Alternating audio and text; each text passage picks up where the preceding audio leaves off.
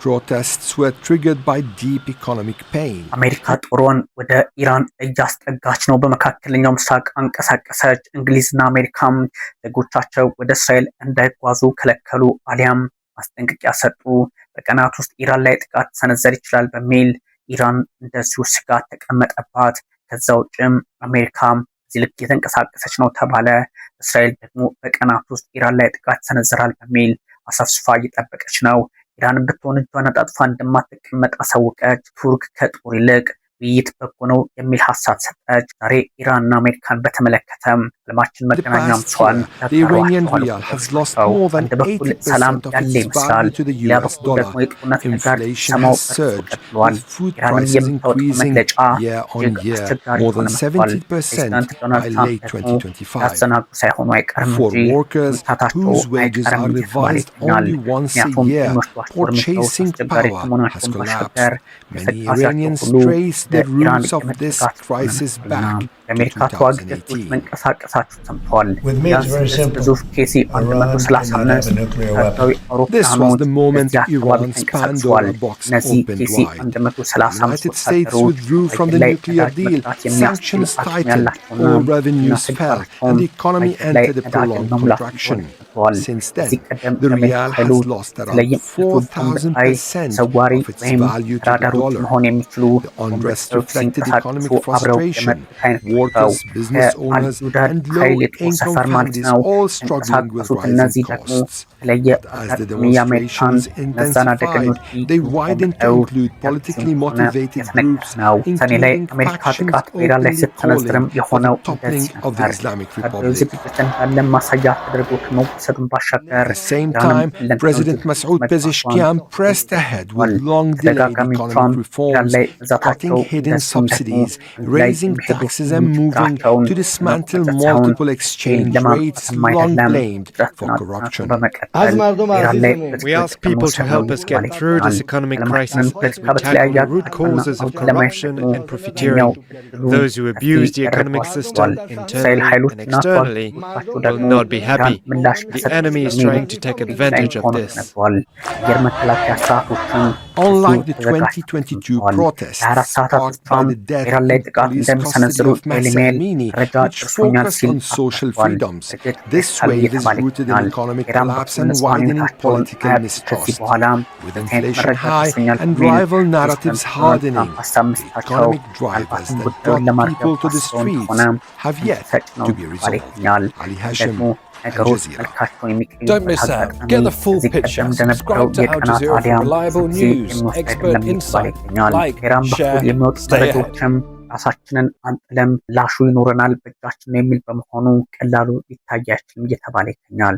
ኢራን ሳውዲን፣ አረብ ኤሚሬቶችና ቱርክን በምንም መንገድ ከተጠቃው ምላሽ እንደምሰጥ ቁልቁል ማለቷ የሚታወስ ነው። ማስጠንቀቂያው እጅግ አስቸጋሪ ነው። ጣሊያን፣ ስፔንና ሆላንድ ደግሞ ዜጎቻቸው ከኢራን እንዲወጡ ትዕዛዝ ከሰጡት ሀገራት መካከል ናቸው። ለዚህ አይነቱ የፖለቲካ ውጥረት ወታደራዊ እርምጃ መፍትሄ ይሆናል ብሎ ማሰብ የዋህነት ቢሆንም ግን ፕሬዚዳንት ዶናልድ ትራምፕ መንገዱ ሁሉ ወደ ግጭትና ውጥረት አሊያም ጦርነት ነው እያሉ ይገኛል። በእርግጥ በሌላ በኩል ደግሞ አያቶላህ አሊ ኻሜኒ እጃቸውን አጣጥፈው እንደማይቀመጡ በግልጽ እያስቀመጡ ይገኛል። አሜሪካ ዩኤስኤስ አብርሃም ሊንከን ከደቡባዊ የቻይና ባህር ወደ ማዕከላዊ እዙ ሴንትኮም መካከለኛው ምስራቅ ማለት ነው ሊቀላቀል ማድረጓ ብዙ ጉዳዮችን የሚጠቁም ያደርገዋል።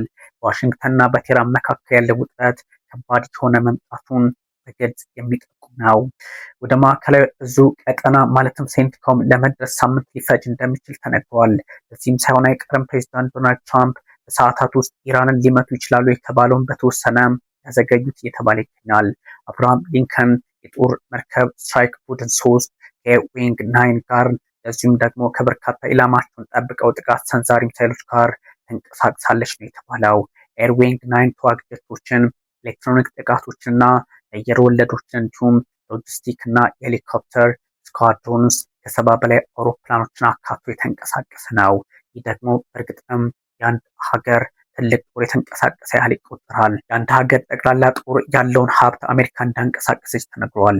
ለዚህም ነው ቀደም ሲል ሰኔ ላይ የነበረውን አይነት ውጥረት አሁንም የተመለከትነው። የአሜሪካ ወታደራዊ እንቅስቃሴና ቅድመ ሁኔታዎችም ልክ ሰኔ ላይ የሆነው አይነት ነው በሚል ብዙዎች ሀሳባቸውን እየሰጡ ይገኛል። የእስራኤሉ ቻናል 12 ትራምፕ እንደ ሀገር ያደረጉ አንድ ነገር ያድርጉ፣ በተለይም ማዕከላዊ ሴንትኮም 4 ሚሊዮን ስኩዌር ማይል በላይን ይይዛልና በቀላሉ መካከለኛው ምስራቅ ላይ ጫና ሲፈጠር ያህል ብዬ አልጠብቅም በሚል ሀሳብ ለመስጠት ሞክሯል። ታዲያ ቻናል 12 በተለያየ አቅጣጫ የኢራንን ፖለቲካም ብቻ ሳይሆን በመካከለኛው ምስራቅ ያለውን ጠቅላላ ፖለቲካም በመዘገብ የሚታወቅም ከመሆኑም ውጪ ለዚሁ ደግሞ በእስራኤል ጉዳይ ላይ ትልቅ ቦታ ይሰጣል። ምክንያቱም ደግሞ ለዚህ አይነት ሁኔታዎች መፍትሄ ሊሰጣቸው የሚችለው በውጥረትም በዲፕሎማሲ ነው ብሎ ስለሚያስብ እየተባለ ይገኛል። ታዲያ የአሜሪካ ማዕከላዊ ሴንትኮም ከ4 ሚሊዮን ስኩዌር ማይል በላይ ቦታን መያዙ ሳይሆን ሰሜን አፍሪካን፣ መካከለኛው ምስራቅን፣ ማዕከላዊና ደቡብ ኤዥያን የሚያካትት በመሆኑ እጅግ አስቸጋሪ ሁኔታዎችን ሊወጣ የሚችል ነው ተብሏል። በጥቅሉ 21 ሀገራትን የሚያካልል ነው ሴንትኮም አሊያም ማዕከላዊ እዙ። እንደ ግብጽ፣ ኢራቅ፣ አፍጋኒስታን፣ ኢራንና ፓኪስታን የመሳሰሉ ሀገራትን ግምት ውስጥ አስገብቶ የሚንቀሳቀስ ኃይል ነው። በካተር አልዩዴድ ይውጡ መባሉም ከዚህ አንጻር የሚታይ ነው። አሜሪካና ብሪታንያ በካታር አካባቢ ያሉትን ኃይሎቻቸውን መውጣት የሚገባቸውና ቁልፎቹን የጦር መሳሪያዎችን አንቀሳቅሰዋል አሊያም ቦታ ቀይረውላቸዋል ተብሏል። ይህ የሚጠቁመው አንዳች ነገር አለ። ጉዳዩ ጥቃትን በጥቃት የማስቀጠል እንደሆነ ነው ተብሏል። ከቴህራን ታላቁ ባዛር እስከ ከተሞችና 31 ግዛቶች የተስፋፋው ጸረ መንግስት አቋም፣ ጸረ መንግስት ተቃውሞ ተባብሶ የመቀጠሉ ጉዳይ ሳይታለም የተፈታ ነው። በሌላ በኩል ቴህራን ደግሞ የአየር ክልሏን መክፈቷ እየተነገረ ነው። ምክንያቱም ሁለት ነገሮች ሲነሱ የአየር ክልል መከፈትና ፕሬዚዳንት ዶናልድ ትራምፕ አሁን ሰዎች ህይወታቸውን ማጣታቸውን በተወሰነ መጠን ኢራን ቆም ማድረግ ፈልጋለች። የሚያሳየው ደግሞ ፕሬዚዳንት ዶናልድ ትራምፕ ውጥረቱን አልፈለጉት ነው የሚል መረጃ እንዲወጣ አድርገዋል። ያ ማለት ኢራን አየር ክልሏን ከከፈተች ፕሬዚዳንት ዶናልድ ትራምፕም አሁን ንጹሃን ህይወታቸውን እያጡ አይደለም፣ እንደዚህ አይነት መረጃ ደርሶኛል የሚል ሀሳብ ከሰጡ ያው የማርገብ ጉዳዮች እንዳሉ ጠቋሚ አድርገዋል። ግን ደግሞ በርካታ መገናኛ ብዙሃን ሲያስቀምጡት እንደነበረው ሁኔታው በቀላሉ የማይታይ ነው። አንድ በኩል ሰላምን የሚሹ ኃይላት አሉ፣ በሌላ በኩል ደግሞ ውጥረቱን አስቀጥለው የመሄድ ፍላጎት ያላቸው አሉ። ለዚህ ደግሞ መፍትሄው አንድ ላይ መነጋገር ነበር እየተባለ ነው። አልጀዚራ እንዳስነበበው ከሆነ ውጥረቱ ግን አንድም ቢሆን በሌላ መንገድ የማይቀር ነው። አንድ በኩል ሰላም፣ በሌላ በኩል ጦርነት ነገር ሰማ ደግሞ የአሜሪካ ፕሬዚዳንት ዶናልድ ትራምፕ ብቻ ሳይሆን አካሄዱ እና አያቶላ አሊ ኻሜኒም የሚደገም ከሆነ መጥተዋል። ይህ ሁሉ ባለበት ደግሞ ብሪታንያና አሜሪካ ወደ እስራኤል ዜጎቻቸው ጉዞ እንዳያደርጉ ምክረ ሀሳብ ሰጥተዋቸዋል። እነሱ ይህን አሉ ማለት ደግሞ በእርግጥም አንዳች የተጋረጠ ችግር እንዳለም ጠቋሚ አድርገዋል። ፕሬዚዳንት ዶናልድ ትራምፕ እናንተ እነማን ናችሁ በሚል የፖለቲካ አቋማቸው ይታወቃሉና ኢራን ላይ ጥርስ ነክሰው በመሰንበታቸውም አሁን ችግሩን ተጠቅመው ሊመቷት ይችላሉ ተብሏል። ኢራንም እጇን አጣጥፋ እንደማትቀመጥ ደጋግማ እየተናገረች ነው። መግለጫን በመግለጫም ውጥረትን በውጥረት ተዋግጀትን በተዋግጀት ሚሳይልን በሚሳይል እንዲሁም ኒውክሌርን በኒውክሌር ሳይቀር የመመከት አቅሙ እንዳላት በተደጋጋሚ እየጠቆመች ይገኛል። ሰላም ያስፈልጋል ቢባልም ፕሬዚዳንት ዶናልድ ትራምፕ በእጃቸው እንደዚህ አይነቱን ጉዳይ አሊያም ሰላም ይዣለሁ ይላሉ፣ በዛኛው እጃቸው ደግሞ ሰላም ሳይሆን የሚፈነዳ ቦምብ ይላሉ። እናስ እንዴት ተብሎ ክርክር ይደረግ ወይም ደግሞ ለፖለቲካዊ መፍትሄ እንቀመጥ የሚል ጥያቄ የሚያነሱም ብዙ ሆነው ተመዝግበዋል። ብሪታንያና አሜሪካ ደግሞ እንደዚህ አይነቶቹን ሀሳቦች በተለይም ወደ ኢየሩሳሌምና ቴልአቪቭ በጥቅሉ ወደ እስራኤል እንዳትጓዙ ማለታቸው በእርግጥም የማይቀር አንዳች ጉዳይ እንዳለ ያሳያል። ኢራን መመታቷ እንደማይቀር ደግሞ ሩሲያው አርቲ መዘገቡ የሚዘነጋ አይደለም። በኢየሩሳሌም የአሜሪካ ኤምባሲ ደህንነት ማስጠንቀቂያ ለዜጎቹ ሰጥተዋል። መጠንቀቅ አለባችሁ፣ እዛ አካባቢ እንዳትንቀሳቀሱ ብሏቸዋል። መንቀሳቀስ አይደለም ጉዞአችሁ ሁሉ በተጠና መንገድ ይሁን፣ የሆነ ሊፈጠር የሚችል ጉዳይ ሊኖር ስለሚችል በሚል ሀሳብ ሰጥተዋል። ታዲያ የአሜሪካ ኤምባሲ ምንም ሳያገኝ አሊያም መረጃ ሳይኖረው እንዲሁ ያነሳው ሀሳብ እንዳልሆነ ለመገመት አያዳግተም። ብዙዎች የፖለቲካ ግንዛቤውን ብቻ አካሄዱን በተለያየ አቅጣጫ ለማየት ይሞክራሉና ነገንም ብቻ ሳይሆን ከነገ ወዲያ የሚኖረውን የዓለም ፖለቲካም ሌላ ፈተና ውስጥ ሊያስገባ የሚችል ነው በሚል ሀሳብም ተከፍቷል። በኢየሩሳሌም ያለው የአሜሪካ ኤምባሲ ዜጎቹ እንዲስተካከሉ አሊያም አቋማቸው ከደህንነት አንጻር የተቃኘ እንዲሆን ማሳሰቢያ መስጠቱ እንደዚህ አይነቱን ጉዳዮች ታሳቢ ሊያደርግ ይችላል። ይህ የሚያመላክተው ደግሞ ግልጽና ግልጽ የሆነ አንድ ጉዳይ እንዳለ ነው። አንዳንድ ሁኔታዎች መልካቸውን የመለወጣቸው ጉዳይ ሳይታለም የተፈታ ሆኗል። ለዚህም ነው የአሜሪካው ኤምባሲ በዚህ ልክ መግለጫ መውጣቱ። ዋሽንግተን ግልጽ ውጥረት እንድትጀምር የሚያደርጋት በርካታ ምክንያት እንዳለ ቢነገርም የአሁኑ ግን ኢራንን በምን ሁኔታና በምን አካሄዷ ውስጥ ጥቃት ተሰንዝርባት የሚል ሊሆን እንደሚችል በግልጽ ተቀምጧል። ኢራን የአሜሪካ የጦር ሰፈሮችን፣ መርከቦችና የእስራኤል ግዛቶችን በየአቅጣጫው በተገኘው አጋጣሚ ሁሉ ለመምታት ህጋዊ ኢላማ ይሆነኛል የሚል ሀሳብ መስጠቷ ሳይሆን አይቀርም። ለዚህ አይነቶችን ስጋቶች በግራም በቀኝም ለአቅጣጫ እያሳቸው የሚገኘው ከአሜሪካና ከዩናይትድ ኪንግደም በተጨማሪ እንደነ ፖላንድ፣ ህንድ፣ ስፔንና አውስትራሊያ ያሉ ሀገራት ኢራንን ለቃችሁ ውጡ ዜጎቻቸውን ካሉት መካከል ናቸው። ታዲያ ፖለቲካው በዚህ ብቻ የሚታይ አይደለም። ውጥረቱን መልኩን የሚለውጥበት አጋጣሚ እየተፈጠረ ነው። ፕሬዚዳንት ዶናልድ ትራምፕም ነገን እያሉ ዛሬን ረስተውታል። አሊያም ደግሞ አሜሪካን ታላቅ ሲያደርጉ የኢራንን ጉዳይ ታሳቢ እያደረጉ ነው በሚል ትችቱም በርትቶባቸዋል። ፕሬዚዳንት ዶናልድ ትራምፕ ትችትን በትችት አቁማቸው ቢሆንም ግን ደግሞ የፖለቲካ መስመሩን እየጣሱ ይሄዱ ሆነዋል። ለዚህ ደግሞ መፍትሄ ይፈልጋሉ። ፕሬዚዳንት ዶናልድ ትራምፕ ከኢራኑ ፕሬዚዳንት ማሱድ ፔዜሽኪያን ጋር በተለያዩ ጉዳዮች ላይ መክረው መፍትሄ ከማምጣት ይልቅ ውጥረትን በውጥረት አንዱን ጥለን ሌላውን እንሾማለን አይነት ፖለቲካዊ ሂደት ውስጥ ገብተዋል በሚል ትችቱ እየበዛባቸው ነው። ግን ፕሬዚዳንት ዶናልድ ትራምፕ አይደለም ትችት የትኛውም አይነት ወታደር ውጥረት ሊፈጠር ቢችል አሜሪካ በመካከለኛው ምስራቅ በተለይም ደግሞ ኢራን ላይ ያላትን አቋም በተለየ አቅጣጫ ልትከተለው እንደምትችል የሙጥኝ እንዳሉ ሰንብተዋል። ኢራንም ከ1979 ወዲህ ከባዱ ተቃውሞ እየናጣት ይገኛል። የአጼዎቹ አስተዳደር ተጠናቀቀም አልተጠናቀቀም ዳግም ሊመጣ ነው የሚሉ ሀሳቦችም በዚሁ የተጋሩ ነው። ፕሬዚዳንት ዶናልድ ትራምፕ የሚታወቁበት ማጋ ወይም ደግሞ መከን አሜሪካ አጌን በሚለው ቢሆንም ሜጋ ወደሚል ቀይረውታል። ሜጋ በእርግጥ ተጨማሪ ነው። ሜጋ ማለት ሜክን ኢራን አጌን እንደማለት ነው። አያቶላህን ከፖለቲካው መቀነስ ነው ትርጓሜው።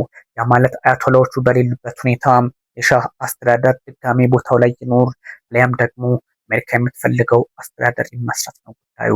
ሁለቱም ኃይላት በተለያየ አጋጣሚና ሁኔታ ራሳቸውን ለመግለጽ ቢሞክሩም ፕሬዚዳንት ዶናልድ ትራምፕ ደግሞ አንዳንድ ሁኔታዎች ላይ ድምፅ ቀጭን አይሆኑም። ምክንያቱም ጎላ ብለው ሲናገሩ ዲፕሎማሲያቸው አሜሪካን ይወክላል ተብሎ ስለሚታሰብ ድምፀ ቀጭን አይነት አካሄድ የሚከተሉ ከሆነ አሊያም ሾከክ ብለው የሚራመዱ ከሆነ ፕሬዚዳንት ዶናልድ ትራምፕ በትና ምሳሌ ላይ የቆመችን ዓለም በመንግስታቱ ድርጅት ስም አድርጎ ወደ ተለየ አቅጣጫ መውሰድ አዝማሚያ ይሆንባቸዋል።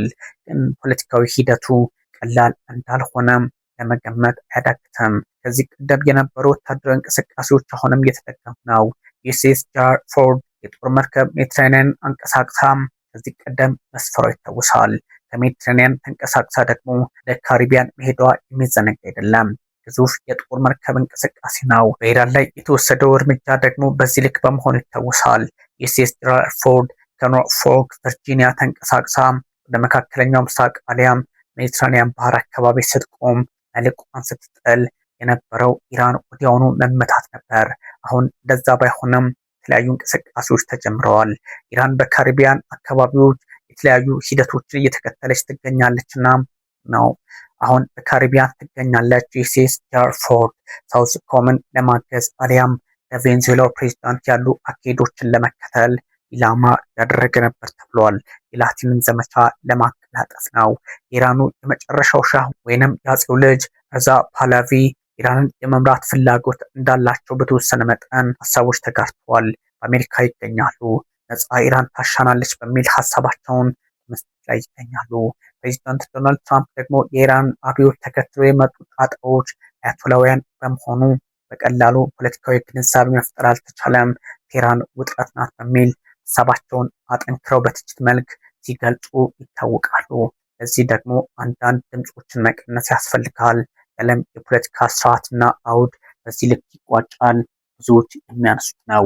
ለዚህ አይነቱን ሂደት ደግሞ እንደ ኢራን ያሉ ሀገራት ቀለል አድርጋችሁ ተመልከቱት ብቻም ሳይሆን ጉዳዩን ለመፍትሄና ለመፍትሄ አንድ ላይ የመስራት አድርጉት በሚል ሀሳባቸውን እየሰጡ ይገኛል።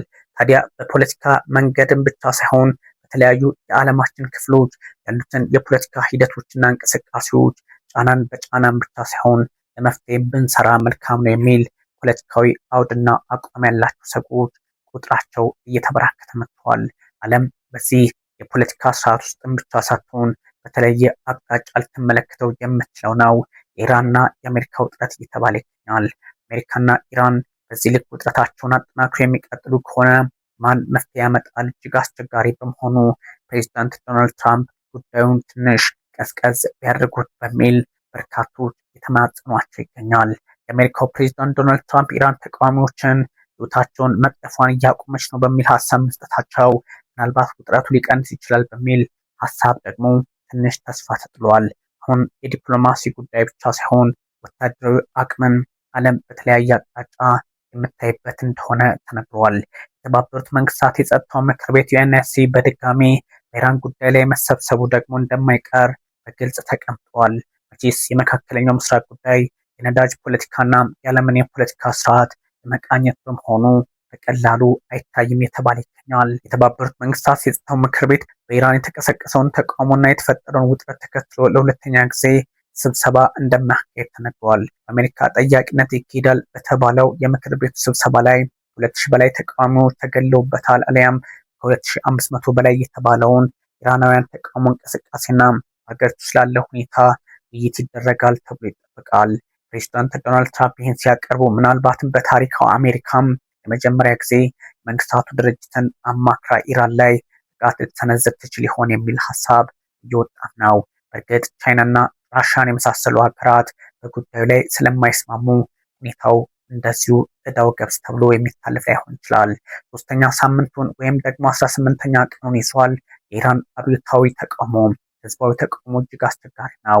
በአብዛኛው የሀገሪቱ ከተሞች የተዳረሰ ከመሆኑም ውጪ መንግስት ተቃውሞውን ለመጣስ ሌላ ተቃውሞ ቀስቅሷል።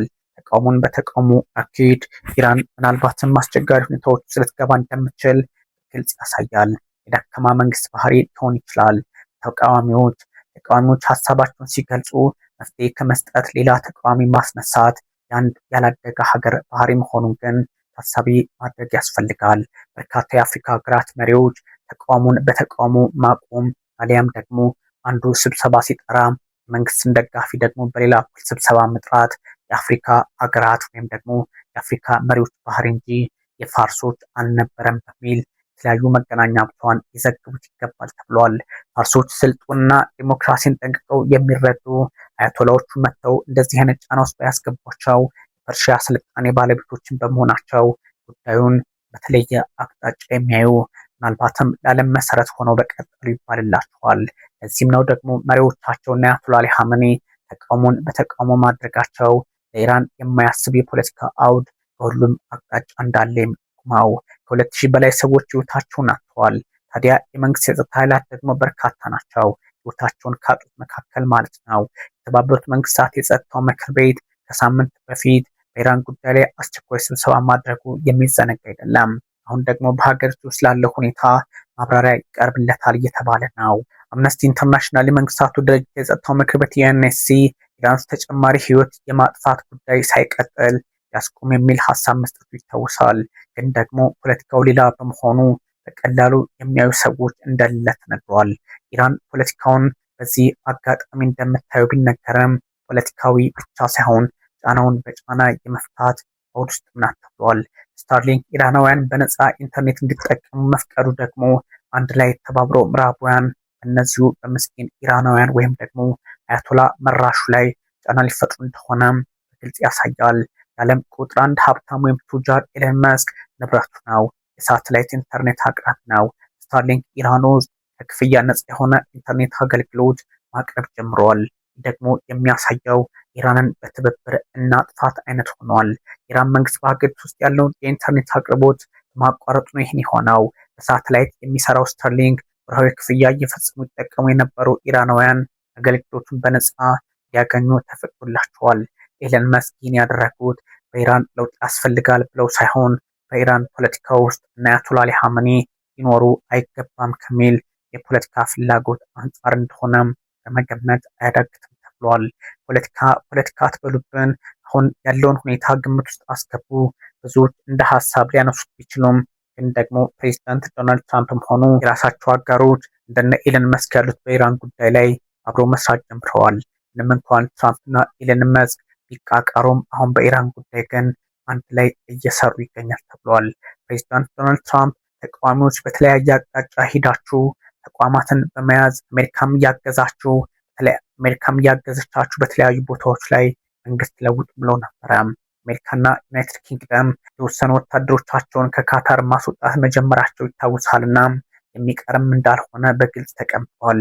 ዩናይትድ ስቴትስና ዩናይትድ ኪንግደም ዩኤስ ኤንድ ዩኬ በካታር አል ጁዴይድ ከሚገኘው የአየር ኃይል ካምፓቸው የተወሰኑ ወታደሮቻቸውን ማስወጣት ጀምረዋል። ይህ የሆነው ደግሞ ችግር ሊፈጠር እንደሚችል ጠቋሚ ጉዳዮች በመኖራቸው ነው። በዓለም ፖለቲካ ውስጥም ብቻ ሳይሆን በተለያዩ ጫናዎች ያለፈው የኢራን ፖለቲካ ዛሬም ራሱን ችሎ ሊቆም እንደሚችል ቢነገርም አንዳንድ ሁኔታዎች ግን እነሱ እንደሚሉት አይሆንላቸውም ተብሏል። በርካታ የፖለቲካ ተንታኞች አልጀዚራው ማርዋን ቢሻራ ያሉት ደግሞ የሚሰጡት ሀሳብ አለ። የኢራን የውጭ ጉዳይ ሚኒስትር እናንተ በምታስቡት ልክ ሳይሆን እኛ በምናስበው ልክ ራሳችንን እንጠብቃለን በሚል ሀሳብ ሰጥተዋል። አባስ አራግቺ ከዛም ባሻገር በዩኤንኤስሲ መካከል ወይም ደግሞ በጸጥታው ምክር ቤት የሚነሱ ሀሳቦች የተለያዩ ጫናዎች ሊፈጠሩ እንደሚችል በግልጽ አስቀምጠዋል። ይህ ደግሞ በእስራኤል ያሉ ሀገራት ጉዳዩን በተለያየ አቅጣጫ ለመውሰድ እድል እንዳላቸው ይሰጣል። ትራምፕ ኢንፎርምድ ኢራን ሂ ዳዝ ናት ኢንተንድ ቱ አታክ የሚል ሀሳብ ደግሞ በሌላ አቅጣጫ ቢመጣም ፕሬዚዳንት ዶናልድ ትራምፕ ግን እንደማይተዋቸው በግልጽ ተቀምጧል። ትራምፕ ብቻ አይደለም፣ አሁን የፖለቲካ ወሳኝ ራሳቸው አያቶላህ አሊ ሀምኔም ናቸው። ማንም ይሁን ማን ፖለቲካውን ማርገብ ካልቻለ በተለያየ አቅጣጫ የሚሆነው ውጥረት መካከለኛው ምስራቅን አካሉ ዓለም ላይ ጫና መፍጠር ነው።